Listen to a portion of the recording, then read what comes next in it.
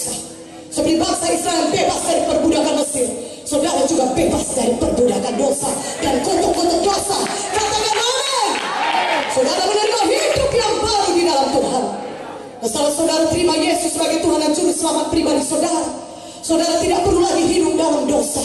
Saudara bisa hidup menang atas dosa. Ada kuasa Tuhan di dalam hidup saudara. Kalau saudara sudah menerima Yesus sebagai Tuhan dan Juru Selamat pribadi saudara, ada kuasa nama Yesus di dalam saudara. Firman Tuhan berkata, barang siapa yang ada dalam Kristus, ia adalah ciptaan yang baru. Yang lama sudah berlalu, sesungguhnya yang baru sudah datang. Jadi dalam Yesus saudara beroleh satu hidup yang baru. Hidup yang bebas dari dosa, menang dari dosa. Karena semua dosa saudara sudah ditanggung Yesus di kayu salib. Semua keterikatan dosa saudara, penyembahan berhala, saudara kehendak daging, manusia lama, sudah disalibkan Yesus. Sudah tersalib bersama Yesus di kayu salib. Sehingga ketika saudara menerima Yesus sebagai Tuhan dan Juru Selamat pribadi saudara, saudara bisa memulai satu hidup yang baru bersama Yesus. Hidup yang menang atas dosa. Katakan amin. Hidup menjadi hamba Tuhan yang dipakai Tuhan. Katakan amin. Hidup menjadi hamba Tuhan yang diurapi Tuhan. Amin. Kemana-mana saudara bawa kasih Tuhan, saudara bawa kuasa Tuhan yang mengubahkan hidup orang-orang lain. Saudara dipakai Tuhan luar biasa. Katakan amin. Itu yang disediakan Tuhan bagi saudara.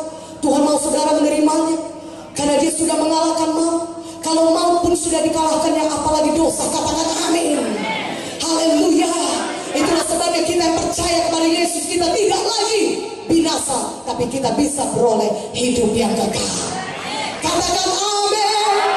Haleluya. Bagaimanakah saudara menerima keselamatan itu? Saudara berkata, Tuhan berkata Roma 10 ayat 9 sampai 10. Barang siapa yang mengaku dengan mulutnya bahwa Yesus adalah Tuhan dan percaya dalam hatinya bahwa Allah telah membangkitkan dia dari antara orang mati, maka dia akan diselamatkan. Karena dengan hati kita percaya dan dibenarkan, dengan mulut kita mengaku dan diselamatkan. Tuhan Yesus sudah mati dan bangkit kembali supaya saudara beroleh keselamatan, hidup yang kekal, dan di dunia ini saudara memiliki hidup yang menang bersama Yesus. Haleluya. Katakan haleluya. Kolose 2 ayat 15 berkata, Tuhan Yesus telah melucuti segala pemerintah, kuasa-kuasa kegelapan, roh-roh jahat ini saudara. Tidak ada lagi kuasanya, karena Yesus sudah bangkit dari maut. Dia hidup, setan sudah dikalahkan, kuasa maut sudah dikalahkan. Yesus sudah menang. Dan kemenangan Yesus adalah kemenangan saudara juga. Karena itu kita sebagai anak-anak Tuhan, jangan ada lagi kita mau diikat oleh dosa. Jangan ada lagi kita mau diikat oleh manusia lama kita. Jangan ada lagi mau diikat oleh judi, narkoba, minuman keras, kenajisan. Karena Tuhan Yesus menang, kita juga menang bersama Yesus. Katakan amin. Jangan ada lagi kita yang mau sakit. Jangan ada lagi kita mau hidup dalam keberatan, dalam kesusahan, dalam stres, bahkan sampai mau bunuh diri. Itu semuanya pekerjaan setan. Karena dia datang mencuri, membunuh, membinasakan. Tapi Yesus datang, dia membinasakan semua pekerjaan setan.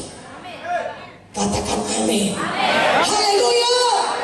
Tahukah saudara, selama Yesus hidup di dunia ini saudaraku, dia mendemonstrasikan pelayanannya, menyucikan dosa manusia, menghapus dosa manusia, mengampuni dosa manusia, dan juga menyembuhkan penyakit-penyakit. Haleluya. Selama Yesus hidup di dunia ini saudara, saudara lihat, saudara baca di keempat Injil, Matius, Markus, Lukas, Yohanes, menceritakan mengenai pelayanan Yesus.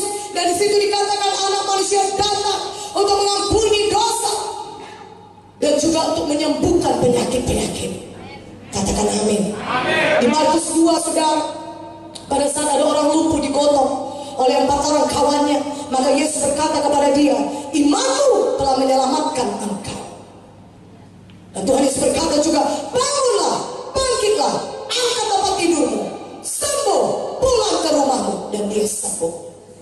Dia diampuni dosanya dan dia juga disembuhkan dari penyakitnya.